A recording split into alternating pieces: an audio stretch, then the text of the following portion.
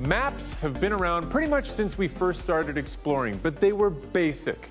You fast forward to 2016, you put some lasers in the sky and some sensors in the water, and our impressive coastline has never looked so good. This is Pictou, Nova Scotia. Some good swells now.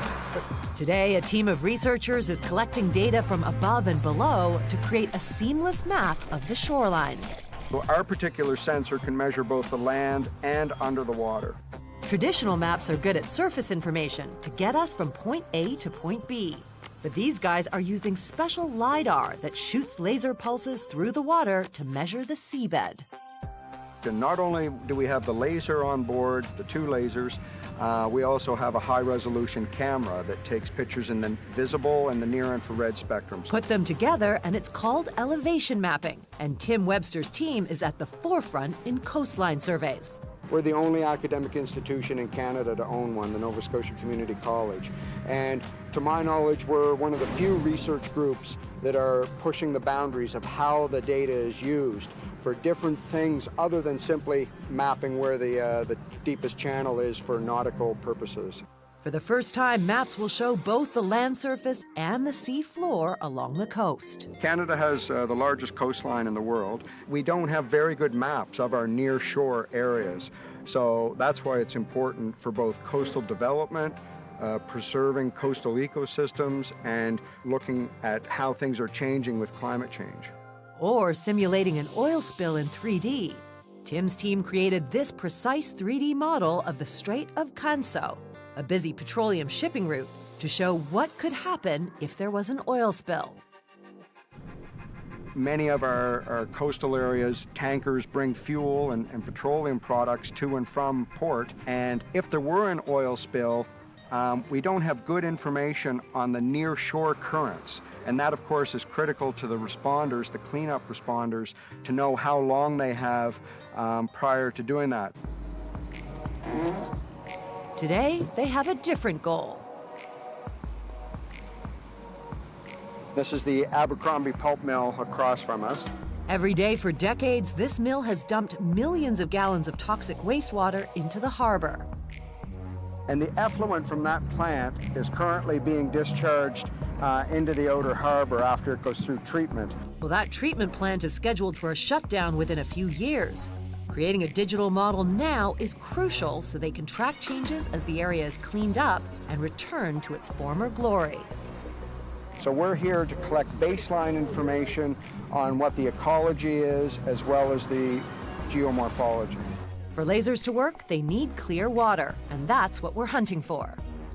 Because LIDAR is using light, we're very much limited by the water clarity. So if it's a day when the water is murky and dirty, then the laser will not go very far. The light will get scattered by the particles in the water. Okay, so I think we'll start our first point here. That's where a Secchi disc comes in handy. We use this to judge how clear the water is. So I lost sight of it where my hand is, about there. The laser should be able to do 1.5 times whatever that depth is. My name is Candice McDonald. I'm a remote sensing specialist, and today I am taking GPS points and recording the data we observed. Secchi depth was 2.2. And did it disappear? Okay, so it disappeared. I'm Jesse Siegel. I'm a research assistant. Today I'm manning the quadrat drops. A quadrat gives them a reference point for size and location of the samples. We have our GoPro camera set here to take a vertical shot of this 50 centimeter by 50 centimeter grid, and we're going to lower it over the side and see what's on the seabed.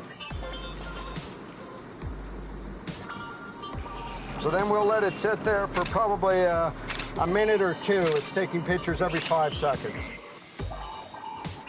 So this is an AML water quality probe, so we use this to get a profile of the ocean. This instrument is probably the most precise way to measure the temperature, the conductivity, and the turbidity of the water itself. This tool, the ADCP, Acoustic Doppler Current Profiler, measures the flow. We can tell both the direction and the speed of the current, or the particles, from that. So we use this whenever we're at an estuary or a river in order to understand what the flow of the river is. The data collected in the water combined with laser-sharp detail from above create a powerful mapping tool. So the information we collected today on the boat, we'll use that when we interpret the lidar, and we'll use those data to better interpret our maps and produce maps of, say, what's on the bottom in terms of the aquatic vegetation. The result is an animated, exact rendering of the area, which they can use to carefully track changes to a fragile ecosystem. It is our goal to do repeat surveys because after winter storms, channels change, sandbars move, and so on. So it's important to be able to do repeat studies where the technology will show you the same information, the same answer,